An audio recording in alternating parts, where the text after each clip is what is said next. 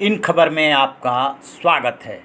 Corona से लड़ने के लिए केंद्र सरकार ने आज कई फैसले किए। स्थिति की समीक्षा के बाद जिलेवार जहां रेड, ऑरेंज और ग्रीन की सूची जारी कर दी गई है, वहीं पैमाने भी बदले गए हैं। 130 जिलों को रेड कैटेगरी में रखा गया है, जबकि 284 को ऑरेंज और 319 को ग्रीन। ग्रीन का मतलब कि वहाँ पे कोरोना का कोई केस नहीं है। ठीक इसी तरीके से रेड से ग्रीन में आने के लिए जो अभी तक 28 दिनों का इंतज़ार करना पड़ता था कि कोई केस ना आया हो कोरोना का, वो अब घटा करके 21 दिन कर दिया गया है। मतलब साफ है कि 130 ज़िले जो रेड जोन में हैं, उनमें फ़िलहाल जो है रियायत जो मिलेगी भी तो बहुत कम मिलेगी, और 319 जो ग्रीन जोन है या ग्रीन डिस्ट्रिक्ट हैं, उनमें रियायतें मिल सकती है। ऑरेंज को संघर्ष करना है कि कैसे वो ग्रीन में पहुँचे। इसके अलावा केंद्र सरकार ने आज एक बहुत बड़ा फैसला ये किया है कि जो राज्यों की तरफ से लगातार डिमांड हो रही थी कि मज़दूरों को उनके घर पहुंचाने के लिए बस की बजाय ट्रेन की सुविधा दी जाए, वो होम मिनिस्ट्री ने मान लिया है और एक नया सर्कुलर जारी किया है, जिसमें कहा गया है कि अब जो है मज़दूरों, छात्रों और जो तीर्थयात्री हैं या जो भी कोई कहीं पे फंसा हुआ है, उनको उनके घर तक पहुंचाने के लिए स्पेशल ट्रेन चलाई जाएगी।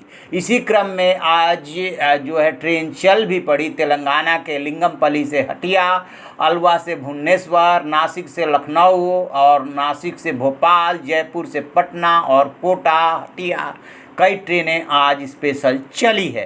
तो ये मज़दूरों के लिए राहत की बात हो सकती है। पिछले दिनों आपने देखा होगा कि मुंबई में किस तरीके से मज़दूरों की भीड़ उमड़ी थी, आनंद विहार में मज़दूरों की भीड़ उमड़ी थी, और उनके सामने सबसे बड़ी समस्या यही थी कि वो अपने घर कैसे पहुँचे। बहुत सारे मज़दूर पैदल, साइकिल से निकल लिए थे अपने घरों के लिए, कई की तो बीच में मौत भी हो गई। और उसके बाद अब राज्य सरकारों की तरफ से ये डिमांड हो रही थी।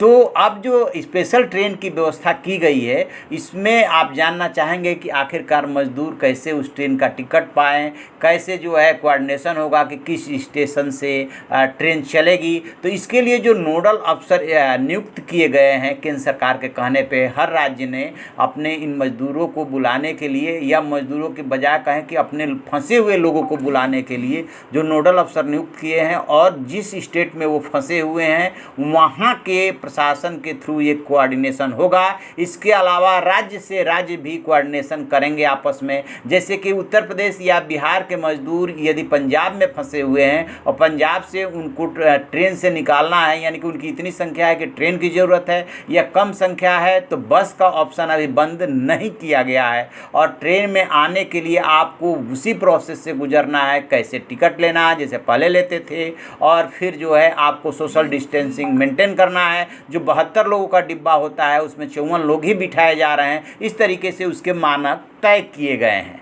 इसके अलावा रेल मंत्रालय भी नोडल अफसर नियुक्त करेगा, जो राज्यों और संघ शासित प्रदेशों के नोडल अफसर और वहाँ के प्रशासन से कोऑर्डिनेट करेगा कि स्पेशल ट्रेन कब, कहाँ, कितने बजे चलेगी और कैसे उसके लिए टिकट लेना है, कैसे जा कर के आपको उस स्टेशन पे बैठना है।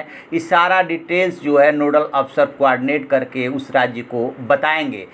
जो होम मिनिस्ट्री ने गाइडलाइंस जारी की है, उसमें साफ साफ कहा गया है कि ये मिनिस्ट्री ऑफ रेलवे की जिम्मेदारी होगी कि कैसे टिकट मिलेगा, जिन लोगों को जाना है वो सारा गाइडलाइंस वो तय करे और कोऑर्डिनेट करके उन स्टेट्स को सूचित करें। तो ये अच्छी बात है और मज़दूरों को एक नई आस जगी होगी कि अब वो अपने घर पहुंच सकेंगे। तो आप ऐसी खबरों के लिए देखते रहिए हमारा डिजिटल चैनल इन खबर। Thank you. इन खबर चैनल को सब्सक्राइब करें और बेल आइकन दबाना ना भूलें।